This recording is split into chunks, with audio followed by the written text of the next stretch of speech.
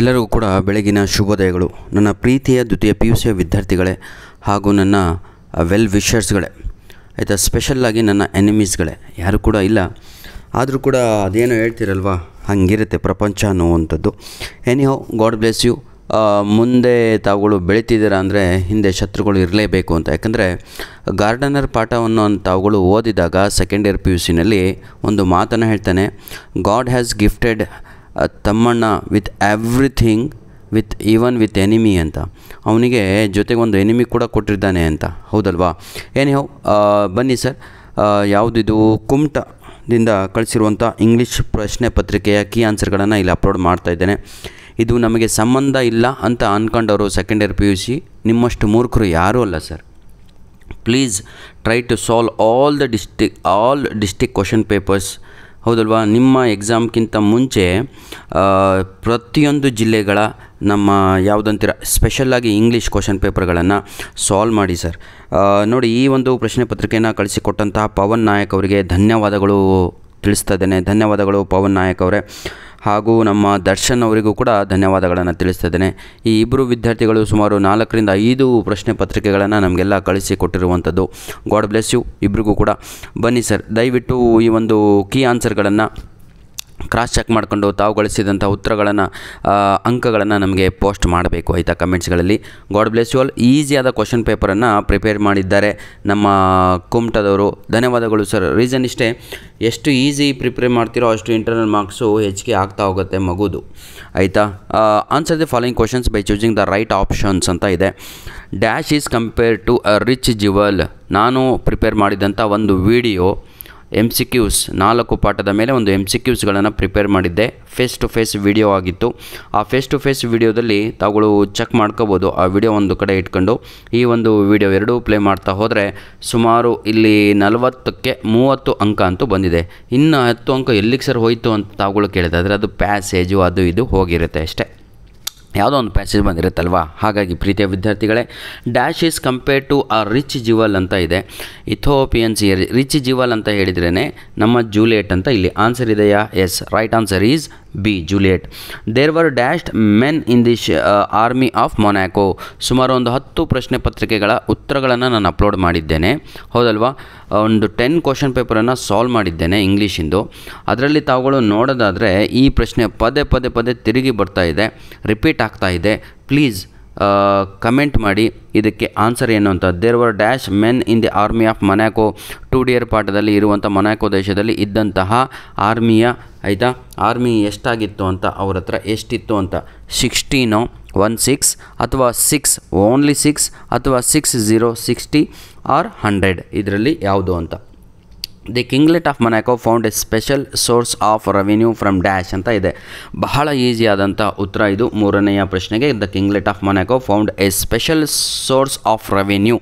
ನೋಡಿ, special source ಅಂತ ಕೇಳಿದರೆ ಎಲ್ಲದರಿಂದನೂ ಅವರಿಗೆ ರೆವಿನ್ಯೂ ಜನ್ರೇಟ್ ಆಗ್ತಾಯಿತ್ತು. ಆದರೆ ಜಾಸ್ತಿ ಎಲ್ಲಿಂದ ಆಗ್ತಾಯಿತ್ತು ಅಂತ ಹೇಳಿದರೆ ಒಂದು ಗೇಮಿಂದ ಆಗ್ತಾಯಿತ್ತು. ಇದೇ ಎಲ್ಲಾದರೂ? ಎಸ್, ಗೇಮಿಂಗ್ ಹೌಸ್ ಅನ್ನೋದು A is the right answer. My dear children, please don't skip our videos. ನನ್ನ ಉದ್ದೇಶ ಬರೀ ಆನ್ಸರ್ ಹೇಳೋದಾದರೆ ನಿಮಗೆ 4th ಕ್ವಶನಿಗೆ answer A, 3rd question answer A, 5th question answer C, B, D ಹೀಗೆ ಹೇಳ್ತಾ ಹೋಗ್ತಾ ಇದ್ದೆ. ಅದರಿಂದ ನಿಮಗೂ ವೇಸ್ಟು, ನನಗೂ ವೇಸ್ಟು ಸಮಯ. ಅದು ಮುಖ್ಯ ಅಲ್ಲ. ಇಲ್ಲಿ ಅರ್ಥ ಮಾಡ್ಕೊಂಡು ಕಲ್ತ್ರೆ ನಾಳೆ ಎಕ್ಸಾಮ್ಗೆ ಹೆಲ್ಪ್ ಆಗುತ್ತೆ. ಇಲ್ಲಿಗೆ ನಿಮ್ಮದು ಮುಗ್ದಿಲ್ಲ ಸರ್ ಸೆಕೆಂಡ್ ಇಯರ್ PUC, ಇದು ಮೊದಲನೆಯ ಹಂತ ಸರ್. ಬನ್ನಿ, parents are the bows and the children are dash ಅಂತ ಇದೆ. ಎಷ್ಟು ಈಸಿಯಾಗಿ ಕೊಟ್ಟಿದ್ದಾರೆ ನೋಡಿ. ಮಕ್ಕಳನ್ನು ನಮ್ಮ ಆನ್ ಚಿಲ್ಡ್ರನ್ ಪಾಠದಲ್ಲಿ ಲಿವಿಂಗ್ ಆ್ಯರೋಸಿಗೆ, ಬಾಣಗಳಿಗೆ ಹೋಲಿಸಲಾಗಿದೆ. Living arrows. The soul of children dwell in the house of dash ಅಂತ ಇದೆ. ಅದು ಸರಿಯಾದ ಉತ್ತರ ಟುಮಾರೋ. ಯಾಕೆ ಇಲ್ಲಿ ಹೇಳ್ತಾ ಇದ್ದೀನಿ ಅಂದರೆ ಸುಮಾರು 12 ಜಿಲ್ಲೆಗಳ ಪ್ರಶ್ನೆ ಪತ್ರಿಕೆಗಳು ನನ್ನ ಬಳಿನಲ್ಲಿದೆ. ಆ 12 ಜಿಲ್ಲೆಗಳ ಪ್ರಶ್ನೆ ಪತ್ರಿಕೆಗಳಲ್ಲಿ ಈ 5ರಲ್ಲಿ 3 ಪ್ರಶ್ನೆಗಳು ರಿಪೀಟ್ ಆಗಿರುವಂಥದ್ದು. ಎಕ್ಸಾಂಪಲ್ 1ನೆಯ ಪ್ರಶ್ನೆ, 2ನೆಯ ಪ್ರಶ್ನೆ ಹಾಗೂ 4, 5ನೆಯ ಪ್ರಶ್ನೆ. ಈ 4 ಪ್ರಶ್ನೆಗಳು repeatedly they are asking in all question papers. Means try to understand. ನೀವು ಅರ್ಥ ಮಾಡ್ಕೊಳ್ಳಿ ಯಾಕೆ ಪದೇ ಪದೇ ಕೇಳ್ತಾ ಇದ್ದಾರೆ ಅಂದರೆ ಆ ಎಲ್ಲ ಪ್ರಶ್ನೆಗಳು they are very important questions for your annual exam. Anyhow, without wasting our time, let me okay, move forward, answer the following questions in a paragraph ಅಂತ ಇದೆ. ಪ್ರೀತಿಯ ವಿದ್ಯಾರ್ಥಿಗಳೇ, important questions for unit test 1 ಅಂತ ಹೇಳಿ 4 ಮಾರ್ಕ್ಸಿನ ಒಂದು video ಮಾಡಿದ್ದೆ. Chapter wise important questions 4 ಕೂಡ print ನಾನು ಬೋರ್ಡ್ ಮೇಲೆ ಬರೆದಿದ್ದು ಇಲ್ಲಿ ಕೊಟ್ಟಿರುವಂಥದ್ದು. ಕುಮಟದವರೇ, ನಾನಂತೂ ಕುಮಟದಲ್ಲಿಲ್ಲ, ಸ್ವಲ್ಪ ಅರ್ಥ ಮಾಡ್ಕೊಳ್ಳಿ. ಆ ವಿಡಿಯೋ ತಪ್ಪದೆ ಸುಮಾರು 300 ವಿಡಿಯೋ ಕೆಳಗಡೆ ಹೋದರೆ ತಾವುಗಳು ಏನು ಸರ್ 300 ವಿಡಿಯೋ ಕೆಳಗಡೆ ಹೋಗಬೇಕಂತ. ಹಾಗಿದ್ರೆ ಒಂದು ಕೆಲಸ ಮಾಡಿ ಸರ್, ಆಗಸ್ಟ್ ತಿಂಗಳ ಮೊದಲನೆಯ ವಾರ, ಯಾಕಂದರೆ ಅಷ್ಟೇ ಜಾಸ್ತಿ ಏನಾಗಿಲ್ಲ, 10 ದಿನಗಳ ಹಿಂದೆ ವಿಡಿಯೋ ಅಪ್ಲೋಡ್ ಮಾಡಿರುವಂಥದ್ದು. ಆ 10 ಡೇಸ್ ಮುಂಚೆ ತಾವುಗಳು ಹೋದರೆ ಅಲ್ಲಿ unit test important questions for second year PUC ಅಂತಲೇ ಇದೆ ಚಾಪ್ಟರ್ ವೈಸು. ಅದರಲ್ಲಿ ಹೋದರೆ ತಾವುಗಳು ಫಿಕ್ಸ್ ಕ್ವಶನ್ಸ್ ಅಂತ ಬೋರ್ಡ್ ಮೇಲೆ ಬರೆದು ತೋರಿಸಿದ್ದೆ ಚಾಪ್ಟರ್ ವೈಸು. ಅದೇ ಕ್ವಶನ್ಸ್ ಇಲ್ಲಿ ರಿಪೀಟ್ ಆಗಿದೆ. ನಾನು ಕೂಡ ನನ್ನ ವಿದ್ಯಾರ್ಥಿಗಳಿಗೆ ಇದೇ ಕ್ವಶನ್ಸ್ ಯಾವುದು, how does Romeo glorify Juliet's beauty ಅಂತ ನಿಮಗೇನು ಕೊಟ್ಟಿದ್ದಾರೋ ಅದನ್ನೇ ನಾನು ಹೌ ಡಸ್ ರೋಮಿಯೋ ಏನಂತಾರೆ expresses is feelings towards Juliet ಅಂತ ಕೊಟ್ಟಿದ್ದೆ. ಎರಡಕ್ಕೂ ಕೂಡ same answer sir. Describe the Kingdom of Monaco ಅಂತ ನಾನು ಹೇಳಿದ್ದೆ ನಿಮಗೆ, ಇದು ಬಹಳ ಸಲ ಸಪ್ಲಿಮೆಂಟರಿ ಎಕ್ಸಾಮ್ಗಳಲ್ಲಿ ಕೇಳುವ ಚಾನ್ಸಸ್ ಇದೆ ಅಂತ. Why did the murderer refuse to go out from the prison ಅಂತ ಇದೆ. ಇದೇ ಕ್ವಶನ್ ನಾನು ನನ್ನ ವಿದ್ಯಾರ್ಥಿಗಳಿಗೆ ಕೊಟ್ಟಿದ್ದೆ. Why did the criminal refuse to go out from the prison ಅಂತ. ಅಷ್ಟೇ ಡಿಫ್ರೆನ್ಸು, ಇವರು ಮರ್ಡರರ್ ಅಂತ ಕೊಟ್ಟರು, ನಾನು ಕ್ರಿಮಿನಲ್ ಅಂತ ಕೊಟ್ಟೆ. ಎರಡೂ ಕೂಡ ಸೇಮ್ ಕ್ವಶನ್ ಸೇಮ್ ಆನ್ಸರು.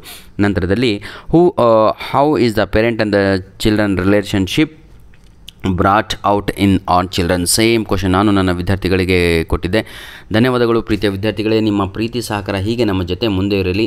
ದಯವಿಟ್ಟು ಗ್ರಾಮರಲ್ಲಿ ಬಹಳ ವೀಕ್ ಇರೋರು ನನ್ನ ವೀಡಿಯೋಸ್ಗಳನ್ನು ನನ್ನ ಒಂದು ಯೂಟ್ಯೂಬ್ ಚಾನಲನ್ನು ಸಬ್ಸ್ಕ್ರೈಬ್ ಮಾಡ್ಕೊಂಡಿದ್ದೀರಾ ಅಂದರೆ you are on the right platform for your future. ದ್ವಿತೀಯ PUC ವಿದ್ಯಾರ್ಥಿಗಳೇ, ನಿಮಗೆ ಸಂತೋಷದ ಸುದ್ದಿ ಏನು ಅಂದರೆ ನಿಜವಾಗಿಯೂ ತಾವುಗಳು ನೋಡುತ್ತಿರುವ ವಿಡಿಯೋ ಸಬ್ಸ್ಕ್ರೈಬ್ ಮಾಡಿಕೊಂಡಿರುವ ಯೂಟ್ಯೂಬ್ ಚಾನಲು ನಿಮ್ಮ ಒಂದು ಫ್ಯೂಚರ್ಗೆ ಬಹಳ ಹೆಲ್ಪ್ ಆಗುತ್ತೆ ಸರ್. ಸೆಕೆಂಡ್ ಇಯರಿಗೆ ಕೇಳ್ಕೊಳ್ಳಿ. Fill in the blanks by using the right form of the verb given in the bracket ಅಂತ ಇದೆ. 2 ಮಾರ್ಕ್ಸ್ ಇದೆ, ಬಹಳ ಈಸಿ ಸರ್. ಡ್ಯಾಶ್ ಸೆಂಟೆನ್ಸ್ ಅಂತ ಇದೆ. Right answer is was sentenced is the right answer. Second answer is, ಇದನ್ನು ಸುಮಾರು ಕೀಪನ್ನು ನಾನು ಕೇಳ್ತಾ ಇದ್ದು ನಿಮಗೆ ಪಾಸ್ಟ್ ಟೆನ್ಸ್ ಸುಮಾರು 10 ಡೇಸಿಂದ ಕೇಳ್ತಾ ಇದ್ದೀನಿ.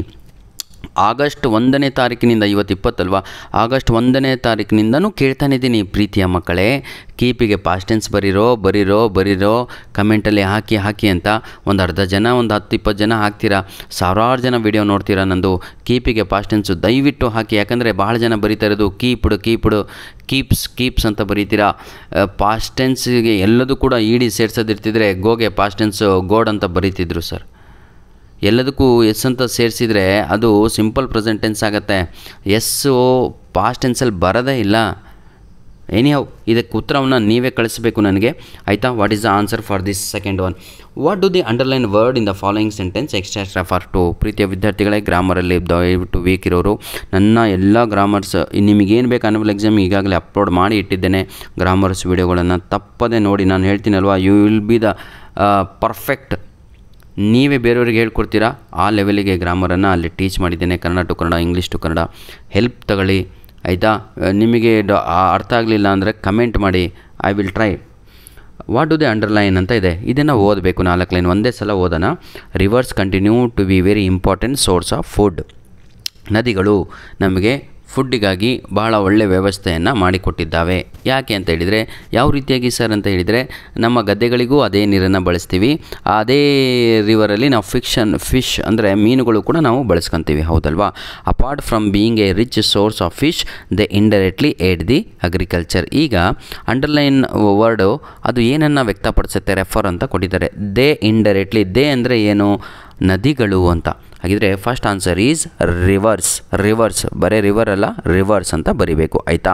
ಇಂಡೈರೆಕ್ಟ್ಲಿ ಏಡ್ ಟು ಅಗ್ರಿಕಲ್ಚರಿಗೆ ಹೆಲ್ಪ್ ಮಾಡ್ತವೆ. Which is a major occupation of people ಅಂತ ಇದೆ. ಯಾವುದು? ಅಗ್ರಿಕಲ್ಚರ್ ಆಗಿದೆ. ಎರಡನೆಯ ಉತ್ತರ ವಿಚ್ಗೆ agriculture is the right answer. People across the world, farmers in dry regions where rains are scarce. ನೋಡಿ, farmers in dry region where ಅಂತ ಹೇಳಿದ್ರೇ ಡ್ರೈ ರೀಜನ್. ಅಲ್ಲಿಗೆ ಮೂರನೆಯ ಉತ್ತರ ಏನಾಗುತ್ತೆ? Third answer is dry regions, ಆಯಿತಾ. ಆರ್ ಸ್ಕೇರ್ ಎಲ್ಲಿದೆ? Yes, their irrigate their crop land using water. ಆ ನದಿಯ ನೀರನ್ನು ಬಳಸಿಬಿಟ್ಟು irrigate their crop land, their ಅವರ ಕ್ರಾಪ್ ಲ್ಯಾಂಡ್ ಅಂತ ಇದೆ, ಅವರ ಭೂಮಿಯನ್ನು ಬಿತ್ತಾರೆ. ಅವರ ಅಂದರೆ ಯಾರ? ರೈತರ ಅಂತ, ಫಾರ್ಮರ್ಸ್ ಅಂತ ಇದೆ ಲಾಸ್ಟ್ ಲೈನಲ್ಲಿ. ಪ್ರತಿಯೊಂದು ಡ್ಯಾಶಿಗೂ ಅಂಡರ್ಲೈನಿಗೆ ಕೆಲವೊಮ್ಮೆ 90% ಅದರ ಹಿಂದೆನೇ ಉತ್ತರ ಇರುತ್ತೆ. ಅರ್ಥ ಆಗತ್ತಲ್ವಾ? ಆಯಿತಾ? Last answer is farmers. ಧನ್ಯವಾದಗಳು ಪ್ರೀತಿಯ ವಿದ್ಯಾರ್ಥಿಗಳೇ. ಬನ್ನಿ sir, complete the following dialogue ಅಂತ ಇದೆ. ಭಾಳ ಈಸಿ ಆದಂಥ ಒಂದು ಡೈಲಾಗ್ ರೈಟಿಂಗ್ ಕೊಟ್ಟಿದ್ದಾರೆ. Raju and Ravi plan to have a trip ಅಂತ ಇದೆ.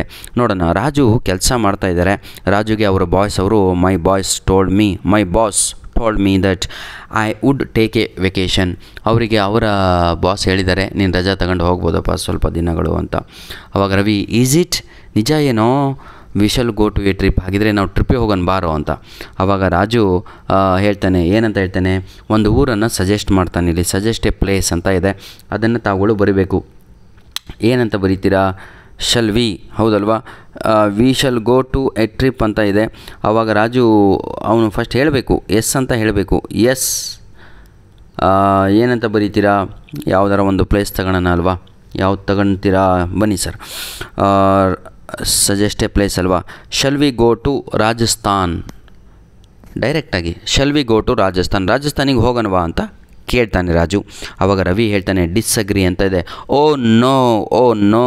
ನೋಡಿ, ನೋ ಅಂತ ಆದಮೇಲೆ ಕಾಮ ಹಾಕಬೇಕು ಅಥವಾ ಎಕ್ಸ್ಕ್ಲೇಮೇಟರಿ ಮಾರ್ಕ್ ಹಾಕಬೇಕು. ಓ ಅಂತ ಬಳಸಿದರೆ ಎಕ್ಸ್ಕ್ಲೇಮೇಟರಿ ಮಾರ್ಕ್ ಹಾಕಲೇಬೇಕು, ಓ ಹೆಚ್ ಅಂತ. ಆಯಿತಾ? ಬರೀ ನೋ ಅಂತ ಬರೀತೀರಾ ಅಂದರೆ ಕಾಮ ಹಾಕಬೇಕಾಗತ್ತೆ.